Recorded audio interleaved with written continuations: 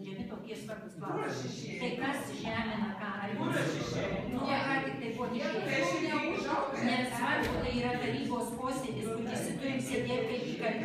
Ar tai yra komiteto posėdis, ar tarybos posėdis. Miela Ramutė, nereikia šitų dalykų pasakos. Išmokino esamo valdžia, kur sėdėjo. Ir buvo jau trypti ir išeidinėti. Nereikia, kad aš jūs kalbėti. Geriau patylėti. Gerai, aš patylėsiu. Aš esu tik komisijos.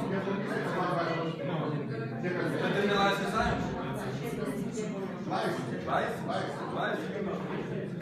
Kas teisę prie tvoros kažką daryti, atvažiuoja ir 2 vyrukai, ir 4 sėdi mašinoje. Va, bus užfiksuoti numeriai. Va, tai aš ką noriu pasakyti, gerai? Dabar toks jūsų klausimas man ir man jūs parašė, kad norite akis pažiūrėti. Aš noriu. Ir iškart pradėjau nuo to, kad stovi vienioje prie mūsų namų mašiną, ten sėdi 2 ar 4 vyriškiai, fotografuoja viską. Tai palaukit, šitai liečia mane? Ne tave liečia, tik aš noriu, kad girdėtų visi, kad neišeitų, nes gal tas pats vyksta ir pas kitus, aš klausiu. Nes mums jau kažkada buvo.